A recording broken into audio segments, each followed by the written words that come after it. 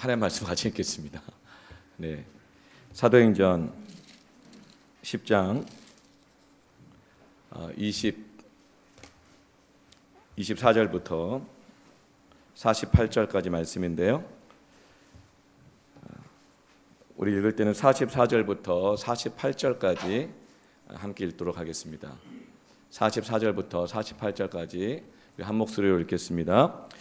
베드로가 이 말을 할 때에 성령의 말씀 듣는 모든 사람에게 내려오시니 베드로와 함께 온 할례 받은 신자들이 이방인들에게도 성령 부어 주심으로 말미암아 놀라니 이는 방언을 말하며 하나님 높임을 들음이로라. 이에 베드로가 이르되 이 사람들이 우리와 같이 성령을 받았으니 누가 능히 물로 세례 베품을 금하리요 하고 명하여 예수 그리스도의 이름으로 세례를 베풀라 하니라. 그들이 베드로에게 며칠 더 머물기를 청하니라. 아멘. 하나님께 쓰임받는 사람 되기를 축원합니다. 하나님께 쓰임받는 사람이 되면 여러분의 가정에 하나님의 뜻이 이루어집니다. 하나님께 쓰임받으면 내가 다니는 직장 안에 하나님의 기뻐하신 뜻이 이루어집니다. 하나님께 쓰임받는 사람 되기를 축원합니다. 빌립보서 2장 13절 말씀에 너희 안에서 행하시는 이는 하나님이시니, 하나님은 우리 안에서 행하기를 원하십니다. 그런데 나 한 사람을 통해서 일하기를 원하시는 것이 아니라 너희 안에서, 하나님 우리 관계 속에서 우리 모두를 통하여서 일하기를 기뻐하십니다. 하나님은 자기의 기쁘신 뜻을 위하여 누구에게? 너희에게. 나 한 사람에게만 소원을 두시는 것이 아니라 하나님은 우리 각 사람들에게 소원을 주시는데 우리가 함께 하나님의 그 소원을 위하여서 함께 하나님의 뜻을 이루기 위하여서 함께 화목하고 연합하고 동역하는 것을 원하십니다. 하나님은 얼마든지 스스로 일하실 수 있는 분이십니다. 하나님은 얼마든지 독보적으로 드러나실 수 있는 분이십니다. 그러나 하나님은 그것을 기뻐하지 않으십니다. 하나님은 우리를 통해서 일하는 걸 원하십니다. 하나님은 어떤 한 사람을 독보적으로 드러내서 그 사람을 통하여 일하는 것이 아니라 하나님은 우리 안에서 행하기를 기뻐하십니다. 그런데 어떻게 그렇게 일하시죠? 우리 안에 소원을 두십니다. 우리 안에 하나님의 부르심을 주십니다. 하나님께서 우리 안에 나 하나님께 쓰임받고 싶다, 이 마음을 주십니다. 여러분, 하나님께 쓰임받는 사람이 되기 위해서는 먼저 우리가 질문해야 될 것이 있습니다. 그것은 나는 하나님께 쓰임받고 싶은가? 나는 하나님께 쓰임받고 싶은가? 여러분, 나는 하나님께 쓰임받기를 원하는 그 소원이 있는가? 나는 하나님께 쓰임받고 싶고 하나님의 뜻을 이루어드리기를 원하는 그 열정이 있는가? 그 사모함이 있는가? 사실 제가 욕심이 굉장히 많은 사람입니다. 제가 예수를 믿기 전에는 욕심이 더 많았고 더 다양했습니다. 저는 어디에 한번 무슨 시합을 나가도 경연대회를 나가도 1등 아니면 잠을 못 잤습니다. 그래서 1등을 하기 위해서 얼마나 노력을 많이 했는지 모릅니다. 그리고 실제로 1등을 많이 했습니다. 공부도 정말 1등을 하기를 원했습니다. 그래서 제가 누구한테 지면 잠이 안 오고 밥이 안 넘어가고 그랬습니다. 그래서 저는 옷을 하나 입어도 남보다 더 좋은 옷을 입기를 원했고 더 튀는 옷을 입기를 좋아했습니다. 신발을 하나 사도 남보다 더 좋은 신발, 메이커 있는 거, 기왕이면 좋은 거, 이런 거 있잖아요. 그런 욕심이 많았습니다. 전 욕심이 많이 있었습니다. 그런데 예수님을 믿고 나서 그 욕심이 잉태하여 죄를 낳게 되어지고 그 욕심 때문에 내가 얼마나 많은 사람들을 상처 주고 아파하고 비교하고 저울질하고 그러면서 그 욕심이 자라서 죄가 되고 그 욕심이 자라서 내 스스로가 또 비교당하다가 열등감에 빠지고 괴로워하고, 참 이 욕심이라는 것, 이것이 얼마나 사람을 망가뜨리고 관계를 깨뜨리고 허망하게 만드는 것인가, 이걸 깨달으면서 그 많은 욕심들을 버릴 수 있게 되었습니다. 그래서 저는 지금 욕심이 없다고는 말할 수 없지만 많다고는 말할 수는 없지만 하여튼 욕심이 많이 없어졌습니다. 그런데 저에게는 하나님께 쓰임받고 싶은 욕심, 이 영적인 욕심은 저는 절대로 버리고 싶지 않습니다. 여러분이 하나님께 쓰임받고 싶은 욕심, 하나님 뜻대로 살고 싶고 내 뜻을 이루기보다 하나님 뜻을 이루기를 원하는 이 욕심은 비단 저만이 아니라 모든 믿는 사람들이 가지고 있는 공통된 특징입니다. 여러분, 하나님께 쓰임받고 싶은 마음이 있으십니까? 하나님께 쓰임받기를 원하십니까? 갈라디아서 5장에 예수를 믿고 성령을 받은 사람들의 공통점을 이렇게 말합니다. 육체의 소욕을 따르지 않고 육체의 욕심을 따르지 않고 성령의 소욕을 따르는 자들이다. 성령을 통해서 하나님의 소원을 그 마음에 두셨고 그 소원을 이루기를 원하여서 간절히 구하는 그 마음, 이것이 바로 예수를 믿고 성령을 받은 사람들의 공통점입니다. 누가복음 9장 23절 말씀처럼 아무든지 나를 따라오려거든 날마다 자기를 부인하고 내 욕심을 부인하고 내 소욕을 부인하고 제 십자가를 지고 나에게 주신 그 소원, 하나님의 그 사명, 주의 뜻을 이루기를 원하는 그 열심, 그 십자가를 지고 나를 따를 것이니라.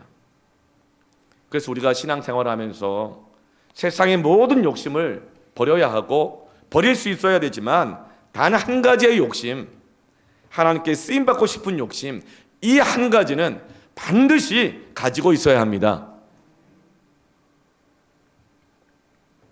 하나님께 쓰임받는 사람 되기를 축원합니다. 어떤 사람이 하나님께 쓰임받는다고요? 첫 번째로 하나님께 쓰임받고 싶은 사람, 그 사람을 쓰십니다. 하나님은 억지로 하시는 분이 아니시거든요. 하나님은 우리를 기계처럼 쓰시거나 강요하는 분이 아니시라 자원하는 사랑, 자원하는 예배, 자원하는 헌신을 받기를 기뻐하시는 하나님이십니다. 그래서 우리 마음에 소원을 두시는 거예요. 하나님께 쓰임받는 사람이 되려면 먼저 하나님께 쓰임받고 싶은 사람이 되어야 합니다. 우리가 21주 다니엘의 기도에서 느헤미야의 기도까지 영혼을 끌어당기는 21주 작전 기도 하면서 계속 우리가 느헤미야 말씀을 듣고 있죠. 느헤미야가 예루살렘이 회파되었다는 소식을 듣습니다. 그러나 그때 그의 삶은 안전했습니다. 그는 페르시아로 이 포로로 잡혀간 사람이지만 노예로 출발을 해서 열심히 공부하고 자수성가해서 페르시아 왕궁 수산궁에서 고급 국가 공무원이 되었습니다. 그는 안전한 상황이었습니다. 성공했습니다. 그런데 그때 그가 예루살렘 성전이 회파되고 예루살렘 성이 무너졌다는 그 소식을 들었습니다. 그뿐만 아니라 예루살렘 성전을 다시금 재건하도록 하기 위해서 1차 포로 기한, 2차 포로 기한, 큰맘 먹고 헌신하기 위해서 자발적으로 갔던 사람들이 여러 가지 어려움을 만나면서 포기하고 중단하고 이제는 그 사람들이 어디로 다 사라져버렸다는 거예요. 그래서 이제는 그 누구도 중단된 성전을 다시금 재건할 사람이 없고 무너진 성벽을 다시금 재건할 사람이 없는 상황인 거예요. 그 소식을 듣고 느헤미야는 수일 동안 슬퍼하며 금식하며 회개하며 기도합니다. 그리고 느헤미야는 기도하는 가운데 하나님의 소원을 그 마음 가운데 품게 됩니다. 기도하는 자에게 어려운 상황을 듣고 낙심하고 절망하거나 이 어려운 상황을 듣고 이게 누구 때문이냐, 그 사람은 어디 갔어? 한다고 하더니 어디 간 거야? 이렇게 원망하고 비판하고 판단하고 정죄하는 것이 아니라 그 소식을 듣고 기도하는 사람에게는 하나님의 마음이 부어집니다. 하나님의 소원이 부어집니다. 지금도 하나님은 이 나라 이 민족을 위해서 기도하고 있고 이웃들을 위해서 기도하고 있는 우리에게, 교회에게 이 시대를 향한 하나님의 소원을 부어주고 계십니다. 그러면서 느헤미야는 결심합니다. 돌아가야겠다. 그리고 중단된 성전 재건을 완수해야겠다. 하나님께 쓰임받기를 원하는 그 마음의 소원을 품게 됩니다. 여러분, 가정의 변화를 위해서 기도하시지요? 자녀들과 온 가족들의 믿음의 구원과 성장을 위해서 기도하시지요? 하나님의 뜻이 이루어지기를 기도하고 있죠. 그런 것이 여러 가지 삶의 어려움을 만날 때, 낙심할 때, 지칠 때, 중단될 때가 있습니다. 그러나 그때 다시금 기도하십시오. 기도하면 하나님께 다시금 마음의 소원을 주십니다. 그렇게 행하기를 기뻐하십니다. 그러고 나자 느헤미야 1장 16절에 주여 구하오니 귀를 기울이사 종의 기도와 주의 이름을 경외하기를 기뻐하는 종들의 기도. 느헤미야 한 사람이 아니죠.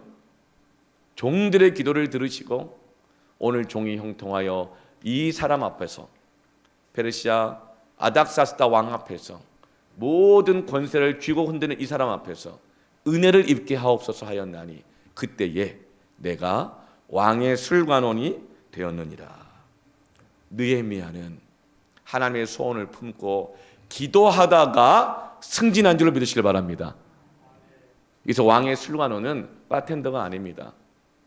칵테일 만드는 그런 사람이 아니에요. 소믈리에가 아닙니다. 이 술관원은 당시에 왕들은 대부분이 독살로 죽었습니다.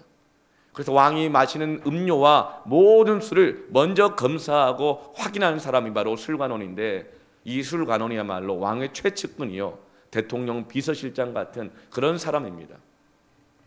느헤미야는 하나님의 소원을 품고 기도하다가 승진했습니다.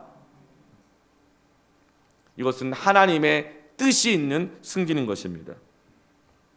이렇게 기도하면서 하나님의 소원을 품고 승진해야지, 그렇지 않고 육체의 소욕을 따라서, 그 욕심을 따라서 승진하다 보면 승진하고 나서 딴짓하는 겁니다. 되고 나서 딴짓하는 거예요. 육신의 소욕을 따라서 뭐 하나 얻으면 얻고 나서 하나님과는 전혀 상관없는 삶으로 마구마구 달려가 버리는 거예요. 그 욕심이 잉태하여 죄를 낳고 죄가 장성해서 사망이 이르면서 영적 사망의 상태까지 가버리게 되는 것이죠. 사랑하는 성도 여러분, 기도하시길 바랍니다. 하나님께 쓰임받기를 원합니까? 뭔가를 얻기를 원합니까? 기도하다가 얻기를 바랍니다. 고넬료와 베드로도 기도하다가 서로 만났습니다. 고넬료는 이방인이었죠. 식민지 주둔군 백부장 장군이었습니다. 그러나 그는 기도하다가 하나님이 베드로를 요청하라 그래가지고 베드로를 요청했습니다. 베드로도 기도하다가 하나님이 고넬료를 만나라 그래서 만났습니다. 기도하다가 만났을 때 전혀 다른 이 두 사람이 하나님의 뜻을 깨닫게 되는 것입니다. 고넬료는 자기 집안을 향한 하나님의 뜻을 깨닫게 되어지고, 베드로는 이방을 위해서 복음을 전하도록 하기 원하시는 자신을 향한 하나님의 사명을 깨닫게 되는 것입니다. 여러분, 기도하다가 만나시길 바랍니다. 기도하다가 승진하시길 바랍니다. 하나님께 쓰임받게 해달라고 구하시기를 바랍니다. 마태복음 6장 33절에 이 그런즉은 뭐냐면 염려가 많이 생길 때예요. 무엇 먹어야 되나? 뭘 마셔야 되나? 내일은 오늘만큼 먹을 수 있을까? 월급은 제때 들어올까? 내년에는 경제 상황이 어떻게 될까? 뭘 먹을까? 뭘 마실까? 내가 이 신상품 옷은 입을 수나 있을까? 늘 매대나 골라다녀야 되는 건가? 이런 염려 있을 때, 그리고 옷이라는 것은 신분이거든. 신분의 변화. 이 염려하고 있을 때, 그런즉 너희는 먼저 그의 나라와 그의 의를 무엇하라? 구하라. 기도하라. 그리하면 이 모든 것을 너희에게 더하시리라. 여러분, 구하시길 바랍니다. 주여, 나는 주님께 쓰임받기를 원합니다. 난 육체의 소욕을 위해 살다가 허무한 인생 되기를 원하지 않습니다. 하나님, 나의 가정이 하나님의 뜻대로 변화되기를 원하고, 내 자녀들이 하나님께 쓰임받는 자녀들이 되기를 원합니다. 내가 다니는 직장이, 세상에서 나의 사명이 하나님의 뜻대로 되기를 원합니다. 사랑하는 성도 여러분, 그의 나라와 그의 의를 구하십시오. 기도하십시오. 그리하면 이 모든 것을 너에게 더하시리라. 먹을 것도, 입을 것도, 옷도, 신분의 변화도, 승진도, 진로도 뿐만 아니라 우리가 정말 구해야 되는데 구하지 못한 것까지도 너희에게 더하시리라. 하나님께 쓰임받기 위하여서 구하는 사람, 기도하는 사람, 바로 그가 하나님께 쓰임받을 것입니다. 기도하십니까? 기도하십니까? 그냥 막 육체의 소욕을 따라 염려 때문에 어떻게 막 살아보려고 그냥 살고만 있는 건 아닙니까? 심히 걱정됩니다. 하나님이 더해 주시지 않을까 봐 걱정되는 거예요. 여러분이 뭐 망할까 봐 걱정되는 게 아니라 하나님이 주실 게 있는데 그거 못 받을까 봐 걱정되는 거예요. 구하시길 바랍니다. 기도하십시오. 하나님께 쓰임 받을 것입니다. 두 번째로 어떤 사람이 하나님께 쓰시는 사람이냐? 하나님께 설득당하고 깨어지는 사람을 하나님이 쓰십니다. 뭐 하나 이렇게 시키려면요, 그렇게 설득해도 안 되는 경우가 있어요. 정말 하나님이 설득해 주셔야 되더라고요. 그런데 하나님이 계속 설득하시는 것 같은데 계속 버티는 사람들이 있어요. 그럼 못 쓰여져요. 하나님이 설득하시는데 왜 버티느냐? 그럼 내가 결심했던 거, 내가 고집했던 거, 내가 계획했던 것들을 깨야 되거든요. 그런 사람은 하나님이 설득하셔도 설득당하지 않아요. 안 깨져요. 그럼 하나님께 쓰임받지 못하는 거예요. 하나님께 설득당하시길 바랍니다. 깨어지시길 바랍니다.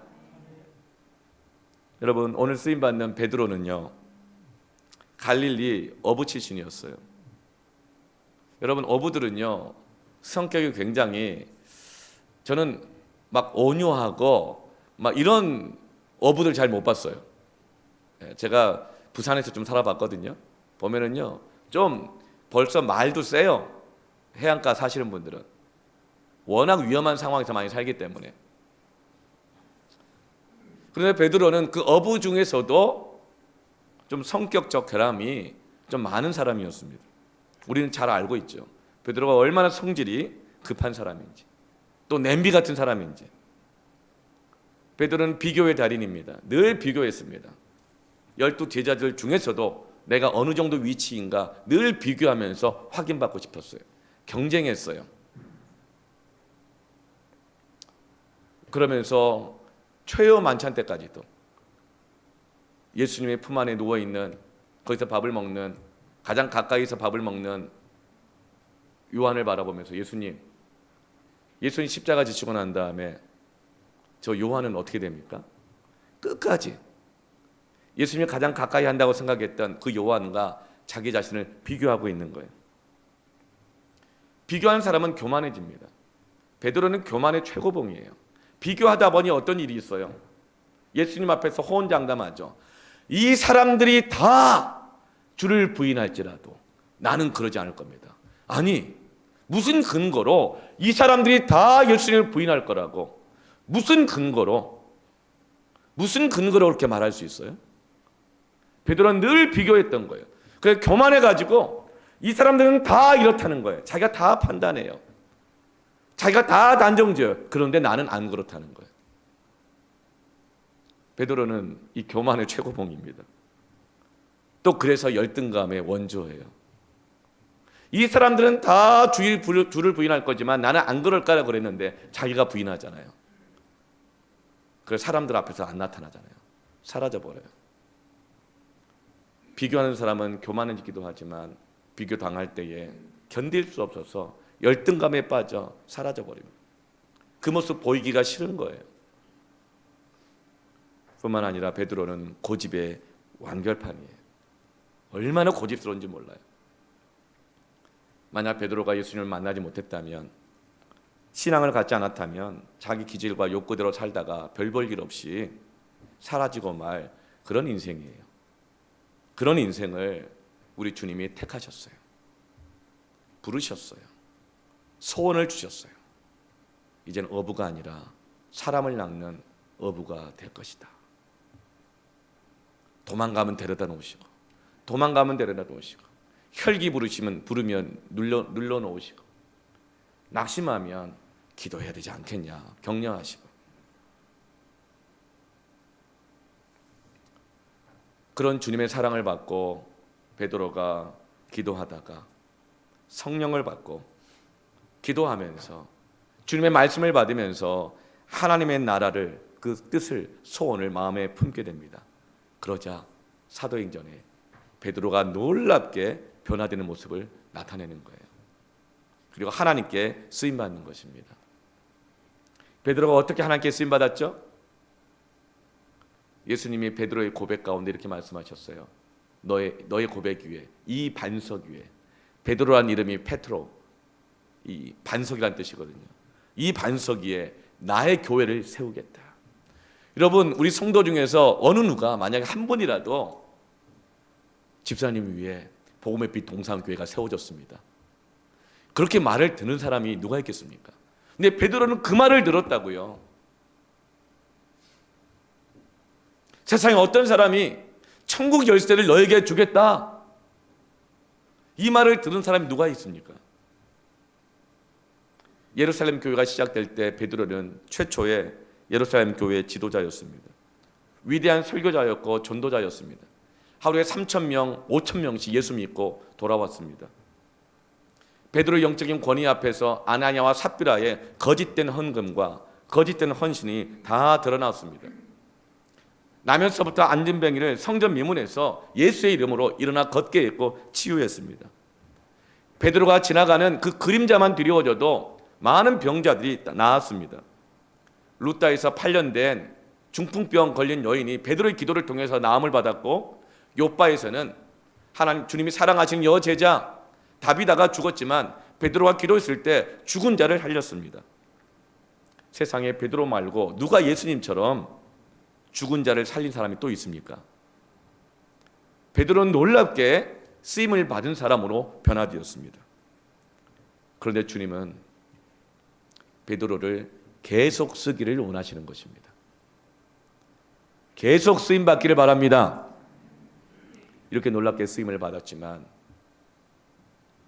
베드로 안에 하나님의 소원을 거절하는 견고한 짐, 어떤 담이 있는 거예요. 그래서 이 담을 부수지 않으면, 이 틀을 깨지 않으면 베드로는 그 담 안에 갇혀서 고인물처럼 썩어버리는 거예요. 더 이상 쓰임받지 못하는 거예요. 베드로 안에 있었던 자신을 썩어지게 만드는 그 담이 뭘까요?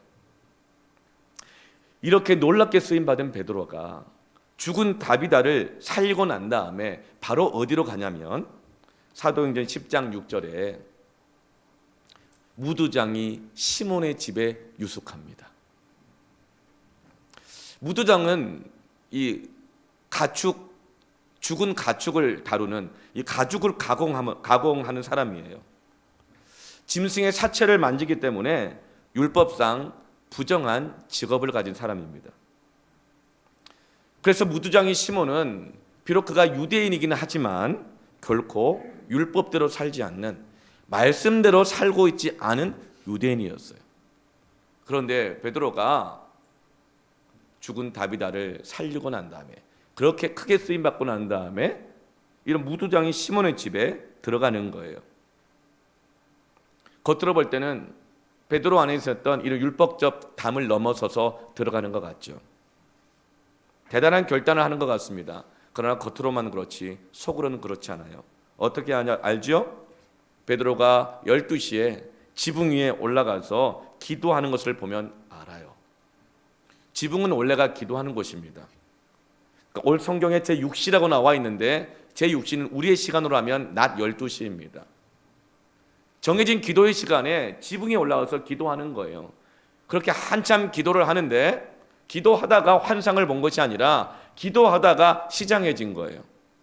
점심 먹을 때가 돼가지고. 그래서 기도하다가 시장해져서 밥 먹을 때가 되었으니 내려가서 밥을 먹은 게 아니라 지붕 위에서 밥을 해달라고 요청을 합니다. 그리고 내려가지 않아요.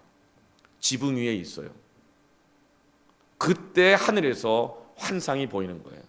하나님이 베드로 안에 있는 그 견고한 진을 깨뜨리시기 위해서 환상을 보여주시고 음성을 들려주시는데 큰 보자기 같은 그릇이 내려오는데요. 그 그릇 안에 율법에서 먹지 말라고 금해놓은 모든 부정한 가축들, 짐승들이 가득 차 있는 거예요. 그리고 하나님이 말씀하십니다. 베드로야, 이것을 먹어라. 그러자 베드로가 뭐라고 말해요? 주여, 그럴 수 없나이다. 주여, 안 먹습니다. 내가 왜 그 부정한 짐승들을 먹습니까?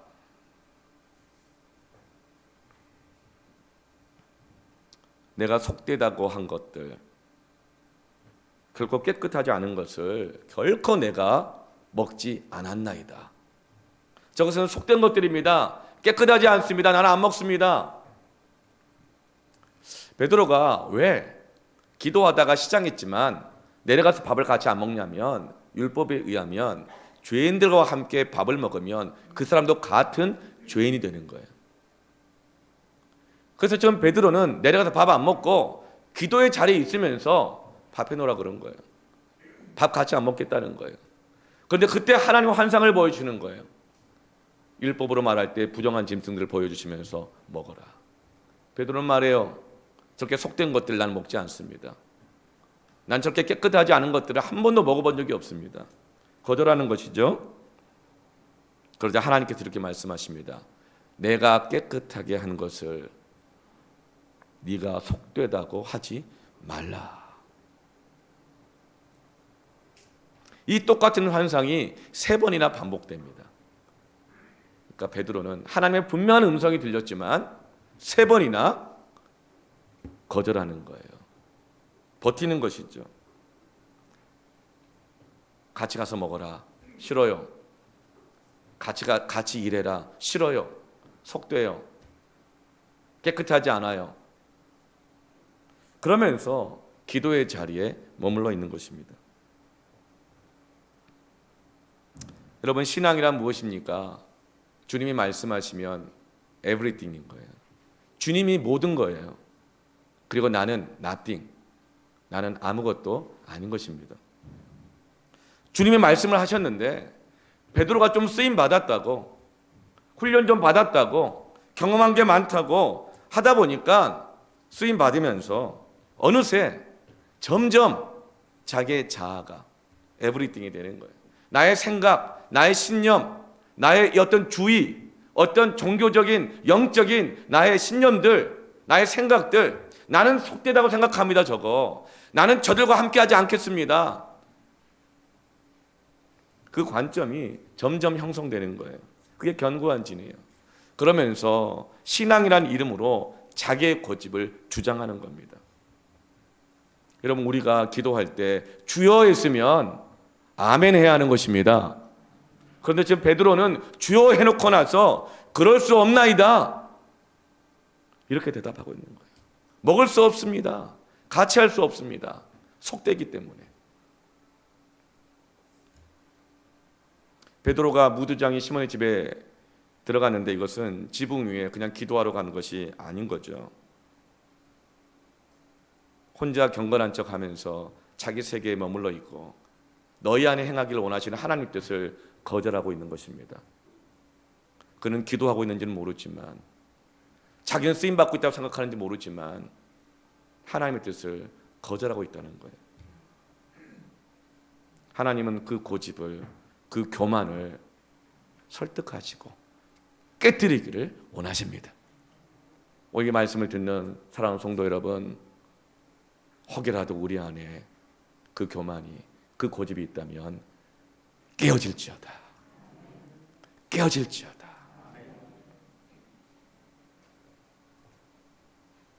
한 집에 있으면서도 자신의 종교적 신념 때문에 함께 기도하지 않고 따로 기도하고 있고, 함께 식사할 때 함께 식사하지 않고 있고, 함께 일하고 있지 않고 따로 추구하고 있는 그 틀이 깨어지지 않으면 하나님께 쓰임받을 수 없는 것입니다.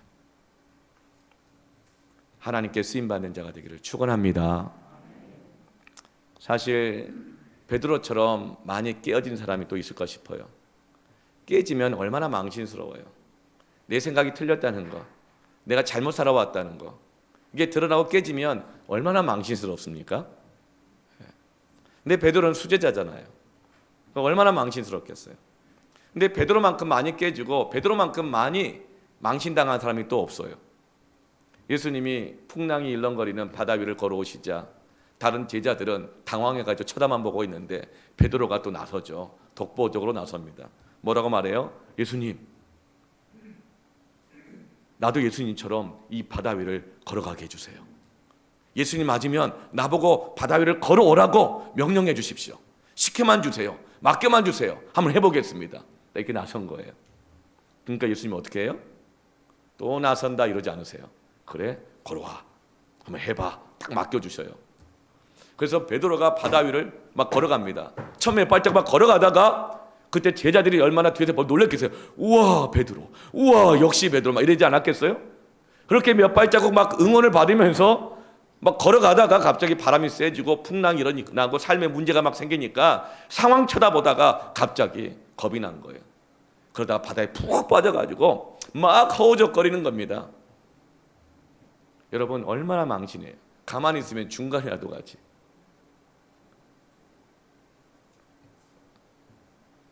또 가이사랴 빌립보에서는 주는 그리스도시요 살아계신 하나님의 아들입니다라는 위대한 신앙 고백을 했어요. 그러자 간만에 예수님의 칭찬을 받습니다. 얼마나 예수님이 기뻐하셨는지 바요나 시몬아, 이것은 네가 한 말이 아니라 네 속에 계신 성령께서 하신 말씀이다. 막 기뻐하시면서 너의 이 고백 위에 내 교회를 세우겠다. 엄청난 칭찬을 해주셨어요. 그랬더니 그 칭찬을 받은 베드로가 갑자기 우쭐해진 거예요. 우쭐해가지고 너무 많이 나가버려 또. 그래서 예수님이 십자가의 고난과 부활을 말씀하시자 뭐라고 말해요? 똑같은 말 또 해요. 그럴 수 없나이다. 그럴 수 없나이다. 그러자 예수님이 이렇게 말씀하시죠. 사탄아 물러가라. 네가 하나님의 일을 생각하지 않고 사람의 일을 생각하고 있구나. 사탄아 물러가라. 깨지는 거예요. 우쭐했다가 인간적 혈기로, 인간적 의리로 내가 예수님 끝까지 지키겠다고 했다가 얼마나 망신을 또 당합니까? 베드로가 예수님을 죽어도 부인하지 않겠다고 했을 때 예수님이 베드로야 고맙다. 역시 너밖에 없다. 그렇게 말씀하지 않으셨죠. 네가 다 굴기 전에 3번 나를 부인할 거야. 결국 계집종 앞에서 벌벌 떨면서 맹세하고 저주까지 하면서 예수님을 부인하잖아요. 얼마나 깨지고 얼마나 망신스러워요. 그런데 놀라운 것은 베드로가 이렇게 깨지고 이렇게 야단맞고 이렇게 망신을 겪으면서도 베드로는 계속 주님에게 쓰임받기를 원했습니다. 깨지더라도 주님이 나를 깨시면 망신당하더라도 주님께 쓰임받으려고 하다 망신당하면 괜찮은 것입니다. 베드로는 계속 주님께 쓰임받기를 원했어요. 주님 앞에서 깨어지고 주님께 설득당하면서 변화가 되어가는 것입니다. 사랑하는 성도 여러분, 깨져야 쓰임받는 것입니다. 그 모양 그대로는 아닙니다. 계속 쓰임받기 위해서는 계속 깨어지기를 축원합니다.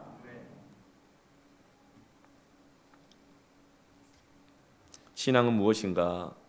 하나님께 깨지고 하나님께 설득당하는 거예요.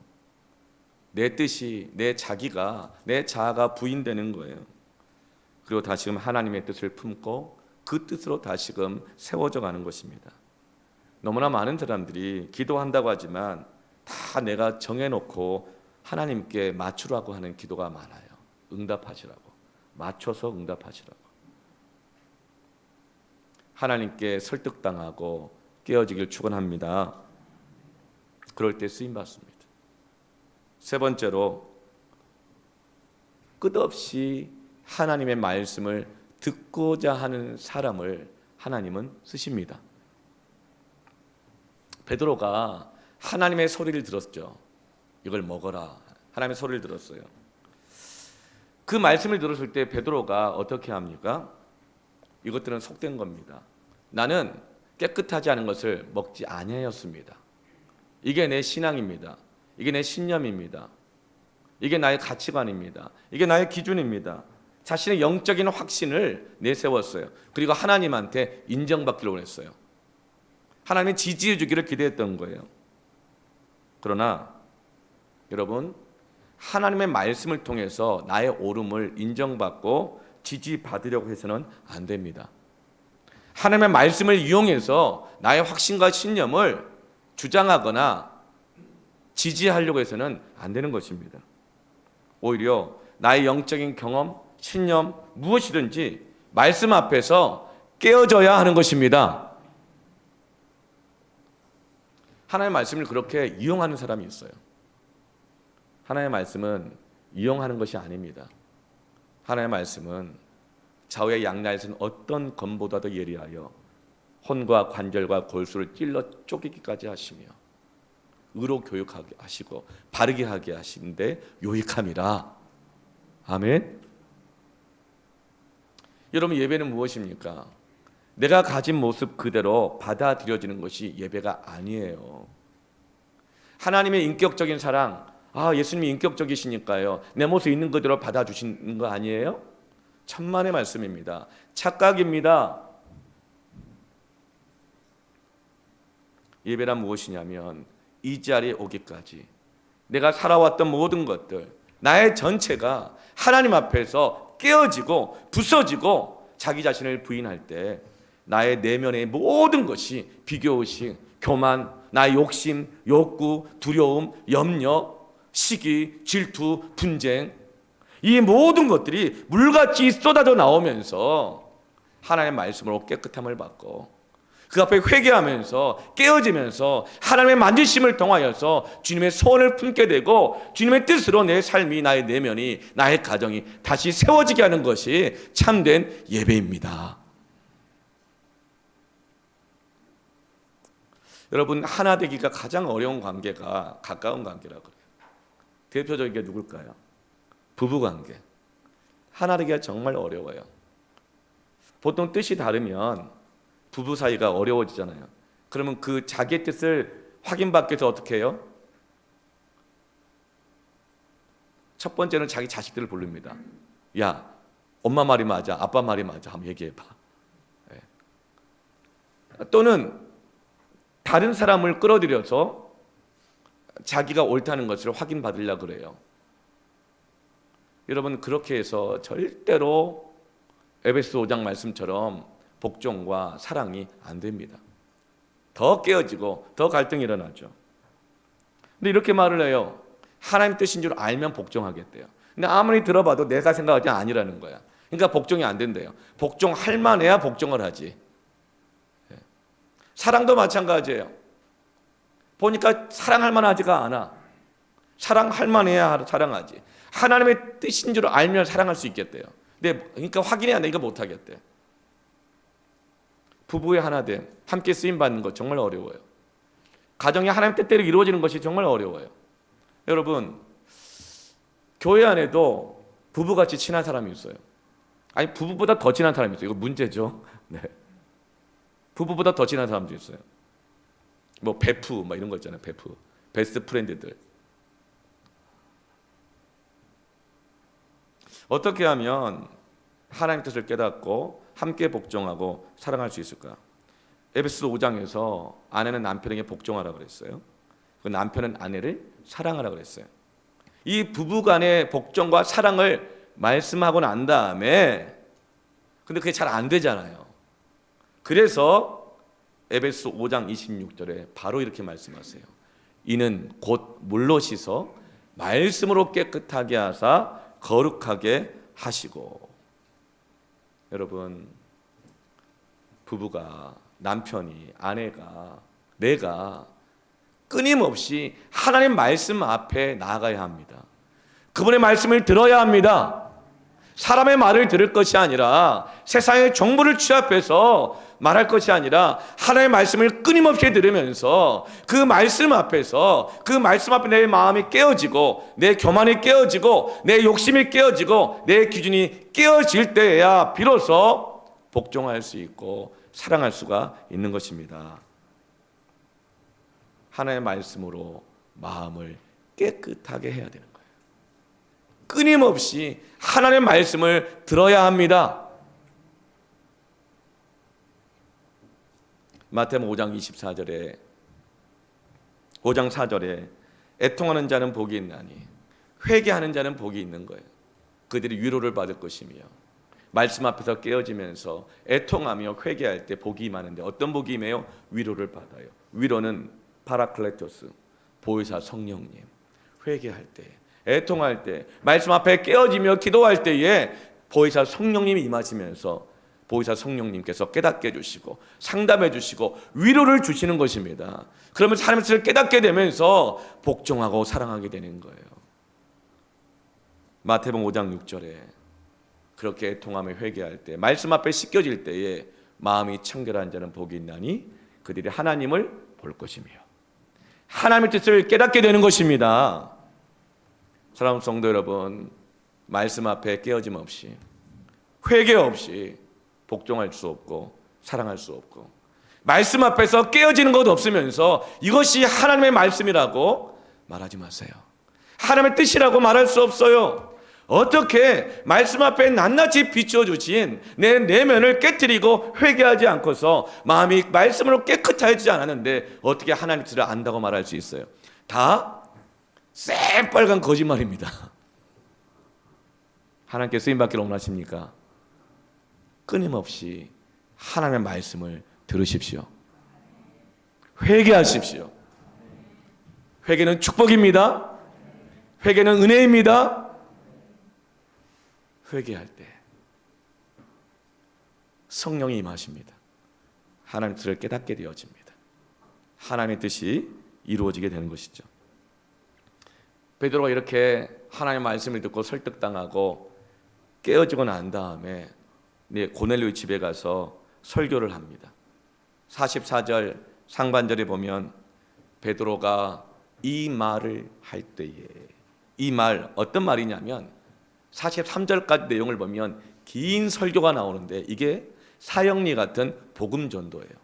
복음 설교를 하고 있는 거예요. 그러니까 전도를 하고 있는 거예요. 고넬료의 집에 와서 이 말을 할 때에. 성도 여러분, 설교를 하든 예언을 하든 어떤 간증을 하든 말씀을 통해서 이용해서 자기를 주장하는 것이 아니라 끝없이 말씀 앞에서 자기가 깨트려지고 부인되어졌던 그 은혜를 전하는 것이 전도요, 설교요, 간증인 것입니다. 그러자 어떤 역사가 일어나요? 44절 하반절에 성령이 말씀 듣는 모든 사람에게 내려오시니. 아멘. 베드로는 계속 쓰임받는 것입니다. 베드로는 하마터면 그렇게 놀랍게 쓰임받고 거기서 끝나버릴 뻔했어요. 근데 하나님께서 베드로 안에 있는 그 교만, 그 고집 깨뜨리시고,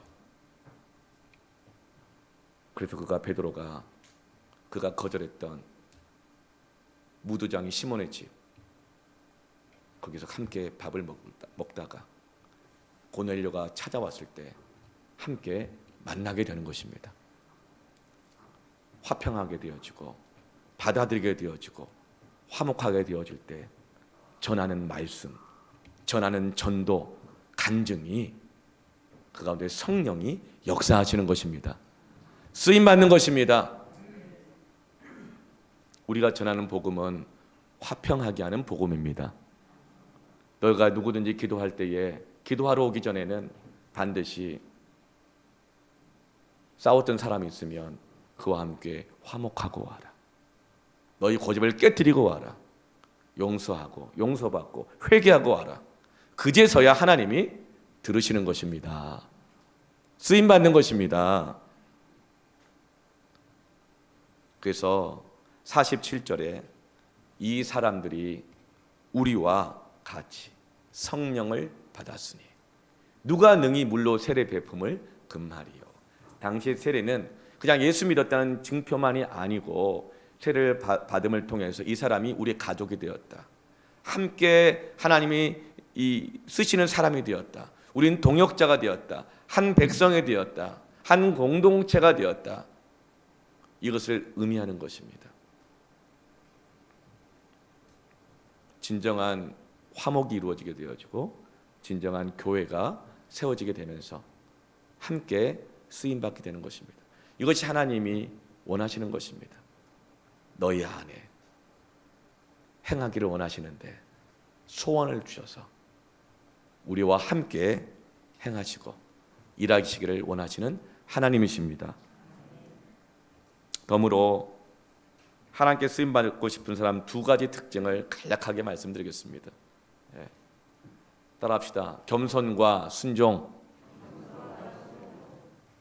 첫째는 겸손한 사람입니다. 고넬료가 베드로를 맞이할 때에 어떻게 맞이합니까? 엎드려서 절을 하면서 맞이하거든요. 그때 베드로의 반응을 보세요. 26절에 어떻게 반응할까요? 베드로가 일으켜 이르되, 엎드려서 절하는 고넬료를 붙잡아 일으키는 거예요. 고넬료는 식민지 주둔군의 장군입니다. 그런데 그가 엎드려서 절하면서 받아들이는 거예요. 이것은 선지자에 대한, 지도자에 대한 어떤 이런 예절과 태도예요. 그런데 그때 베드로가 어떻게 해요? 이제야 날 알아보는군 이러지 않았어요. 일으켜 이르되 일어나라. 나도 사람이다. 히브리어에서 사람은 흙에서 나와 흙으로 돌아가는 인간이요, 하나님을 의존하지 않고는 단 하루도 살 수 없는 인간이라는 그런 뜻입니다. 베드로의 위대성은 뭐예요? 하나님께 설득당하고 하나님께 깨어지고 나서, 그러고 나서 다시금 쓰임을 받는데 모든 사람들이 관심이 베드로에게 집중되고 그를 축켜 세울 때, 칭찬할 때에 사람들의 환호성에 착각하지 않고 사람들의 칭찬이 커질수록 자신이 죄인됨을 인정했다는 사실인 것입니다. 겸손할 때 끝까지 쓰임받을 수 있습니다. 독보적이 되려고 하지 말고 겸손하시기를 축원합니다. 둘째로는 순종입니다. 29절 말씀에 베드로가 고넬료에게 이렇게 말해요. 부름을 사양하지 아니하고 왔노라. 네가 불러서 내가 오기는 왔다. 그런데 묻노니 무슨 일로 나를 불렀느냐? 무슨 일로 나를 불렀느냐? 무슨 말이에요? 베드로는 하나님이 고넬료 집에서 초청할 때 가라고 하니까 갔지만 무슨 일로 가야 되는지 모르고 갔다는 거예요. 하나님의 뜻을 다 알아야 순종하는 것이 아닙니다. 뭐 부르면 왜요? 이 말부터예요. 그 말은 뭐예요? 내 생각에 맞으면 갈 거고 안 맞으면 안 갈 거라는 거잖아요. 왜요? 이렇게 말을 하네요. 왜요? 이렇게. 하나님의 뜻을 다 알아서 순종하는 것이 아니라 하나님이 가라고 하니까 간 겁니다. 순종하고 난 다음에 고넬료의 이야기를 통해서 내가 여기에 왜 왔는지를 알게 되는 것입니다. 그러자 24절에 고넬료가 어떻게 기다리고 있죠? 고넬료가 그의 친척과 가까운 친구들을 모아 기다리더니, 사실은 고넬료도 베드로를 부르라 그러니까 부른 거지 왜 불러야 되는지는 몰랐어요. 나중에 성령이 임하고 베드로의 설교를 통해서 함께 깨닫게 된 거죠. 그런데 고넬료는 어떻게 순종합니까? 그의 친척과 가까운 친구들을 모아서 기다립니다. 이것은 사도행전 10장 2절에 온 집안과 더불어 하나님을 경외하며, 고넬료는 자기 자신만이 아니라 온 집안이, 친척들이, 나와 친한 사람들까지 함께 하나님 뜻을 받기를 원하고 함께 기다리며 순종했던 것입니다. 사랑하는 성도 여러분, 겸손과 순종으로 끝까지 쓰임 받기를 예수님의 이름으로 축원합니다. 축원합니다. 축원합니다. 아멘. 우리 함께 찬양하며 기도하겠습니다.